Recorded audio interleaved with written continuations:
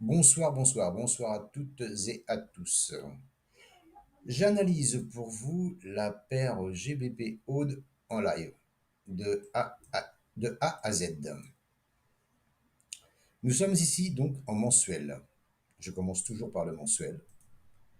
Je cherche un niveau de résistance par rapport au prix où il est, hein. Voilà. Donc là, on voit qu'il y a un beau rejet sur ce niveau. Voilà.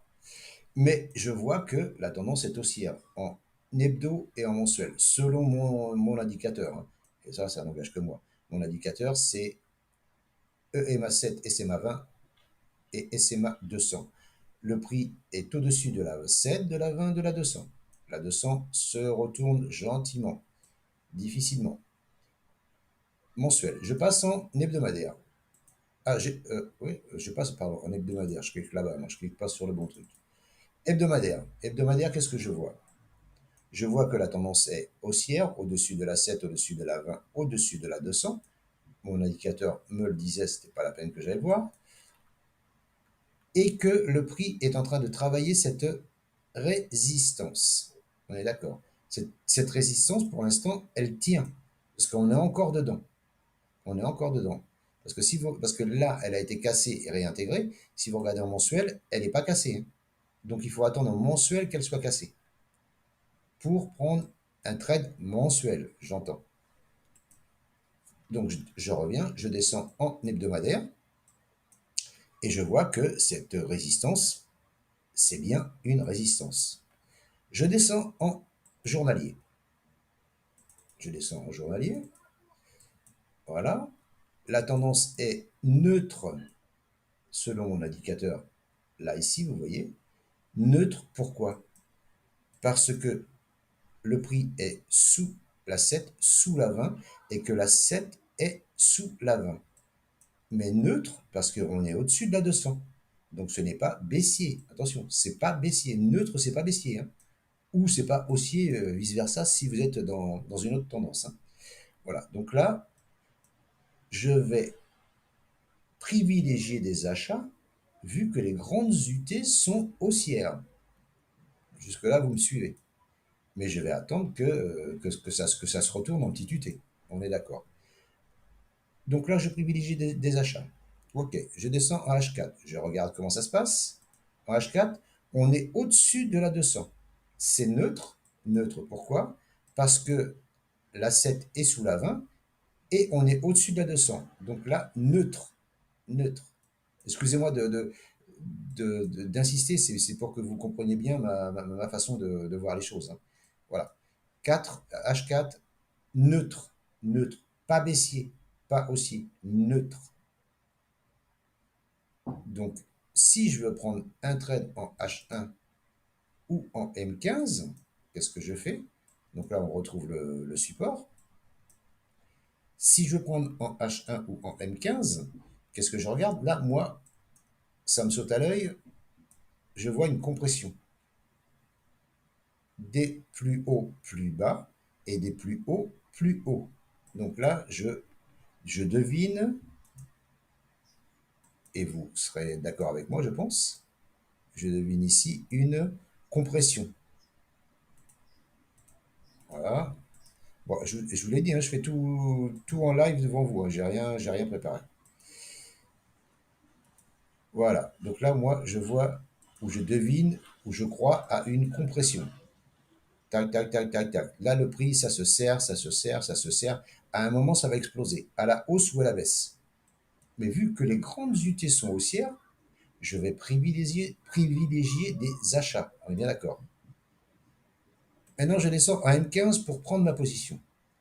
J'efface tout. J'ai tout vu ce qu'il me fallait que je vois dans les grandes UT, mensuelles, weekly, daily, H4. Maintenant, pour prendre position, là, je descends en petite UT pour affiner mon entrée. Vous voyez ce que je veux dire?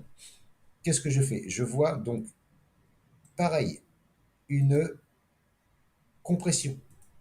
Une compression en ici, là, si j'y arrive, voilà. Là, je vois une compression. Là, je pense que vous serez tous d'accord avec moi. Compression, on est d'accord. Voilà. Qu'est-ce que je fais quand je vois ça? Je sais que je cherche un achat. Qu'est-ce que je fais? Je prends mon Fibonacci, enfin bon, qui ne m'appartient pas, hein. Il est à tout le monde, hein. Je prends Fibonacci. Qu'est-ce que je vois? Le prix est sur les... Enfin, est sur... a rebondi gentiment sur les 50%. Qu'est-ce que je vais faire? Sachant que je privilégie des achats, je vais attendre que le prix, ici, en M15, hop, hop, repasse au-dessus de la 200 en M15 ou en H1. Ben, en H1, c'est sensiblement pareil. Vous voyez ce que je veux dire? Donc là, voilà, on va dire en H1 pour être dans une unité de temps supérieure. H1, il est à 2,082. 2,082. Donc là, en M15, je vais attendre la cassure clôture des 2,082 pour prendre position.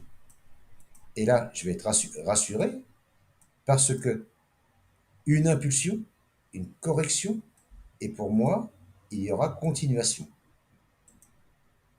Voilà. Blanc, 4. À partir du bas, ici, à la cassure, donc, à la cassure, ici, de cette robe baissière M15, voilà, cassure de la robe, clôture au-dessus de la 200, à 2,082. Achat pour viser, dans un premier temps, ah, je vous l'ai dit, hein, je vous l'ai fait en direct, donc excusez-moi si c'est un peu long, hein. Donc voilà, l'objectif pour moi, enfin mon objectif, sera 2,088, 2,088, 2,088, voilà, c'est tout. Enfin non, c'est tout. Non, ça c'est partiel. Partiel, parce que le AB égale CD, il va remonter normalement, théoriquement, ici. Voilà. Ah, on va mettre un prix à la louche. Il est à 2,096. 2,096. En haut à droite. Voilà. TP partiel ici. Deuxième TP partiel ici. Pourquoi?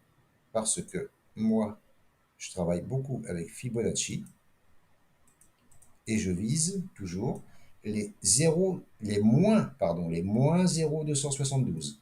Donc à 2,093 ici. 2,093. Voilà. Alors si le trade fonctionne, AB égale CD en M15. Alors il faut prendre ça avec des si, hein. Ici, je prendrai un partiel à 50 pips, 55 pips. Un autre partiel ici à 107 pips, 105 pips, 107 pips. Pour viser à la totale 140 pips. Voilà comment j'analyse et je vois un trade pour lundi, mardi, tout dépend. Tout dépend de la cassure de la SMA 200 en M15 ou H1, parce que vous voyez, de toute façon, c'est au même niveau, hein. C'est au même niveau, hein. Donc, en M15, cassure de la 200, cassure clôture au-dessus de la 200, achat. Achat, stop, en dessous ici de la mèche. Ce qui ferait, hop, position longue. Allez, si vous prenez ici, un stop ici, un premier TP ici à RR de 1, raisonnable. RR de 2,19, raisonnable. Et RR de 2,95, 3. Voilà. Voilà, GBP Aude, comment j'analyse et comment je vais voir ça la semaine prochaine. C'était une petite explication de prise de position en condition de long terme achat. Voilà, voilà, j'espère que vous avez apprécié. Si vous avez aimé, n'hésitez pas à commenter, liker, partager. Et surtout, mettez des commentaires. Et si vous avez des questions, je vous répondrai. À bientôt. Ciao, ciao.